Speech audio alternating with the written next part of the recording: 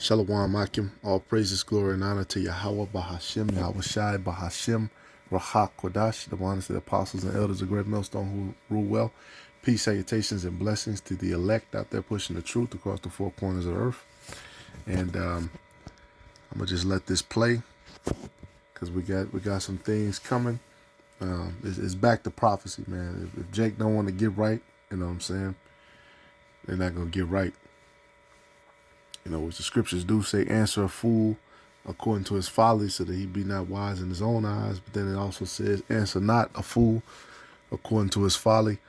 You know, with those young dudes who don't want to get right.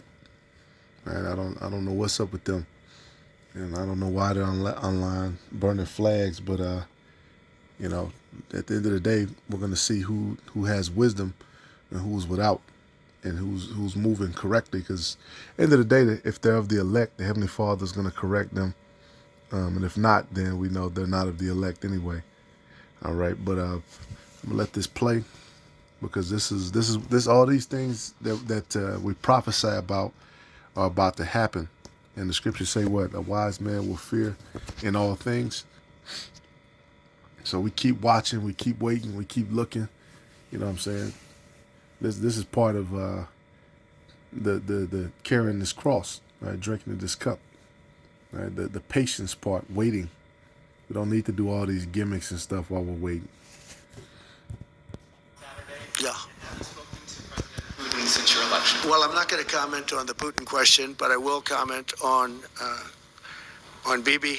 We had a very good talk. Bibi. We discussed what is going to happen, and I'll be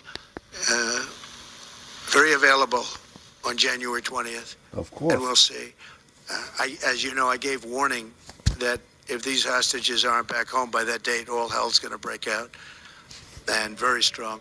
Mr. Netanyahu, about a ceasefire deal, you said if they don't have one by the time you take office, there will be hell today. We're going to see what happens. Have you spoken to them about it?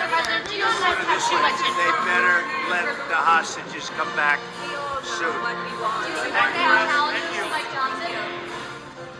So, when President... Look at that, man. The Mar-a-Lago is packed with people, you know, coming there to make deals with Trump.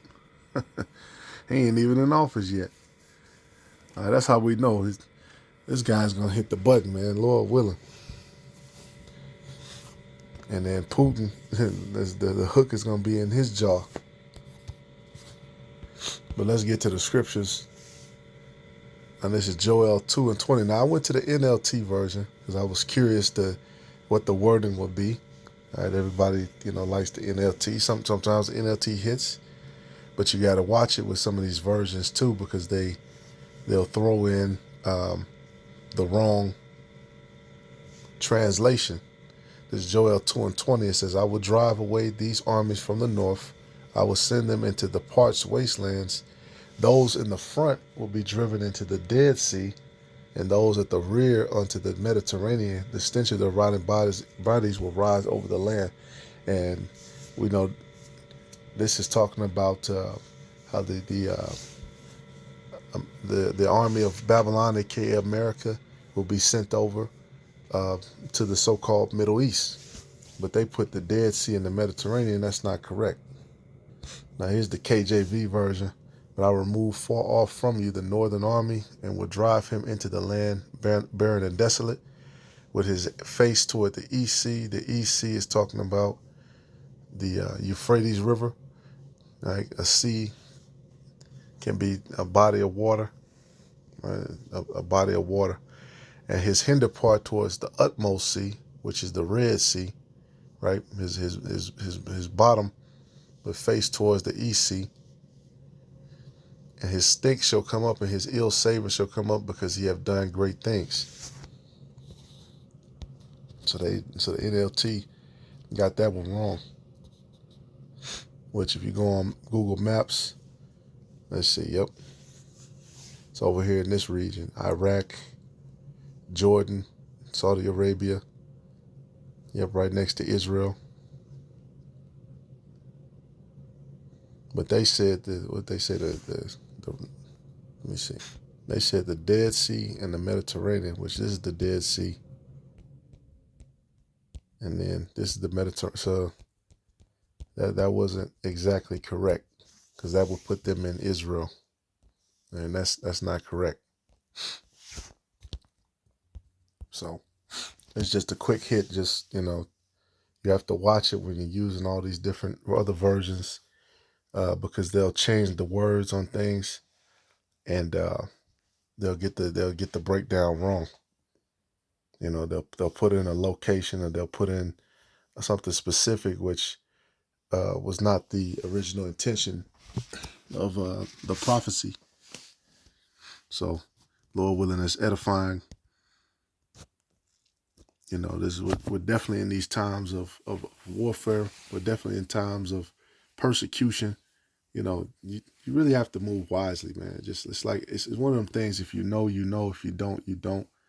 And if somebody's telling you, it's for a reason.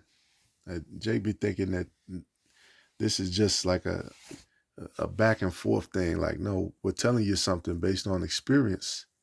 You have a lot of bros who preaching, who actually gotten locked up, and who've actually been through all these different experiences, and they could tell you, like, yeah, don't do that.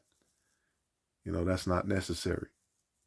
But we know how it goes. Young guys don't want to listen, and they're following after men who won't check them, and so they're gonna get in a situation.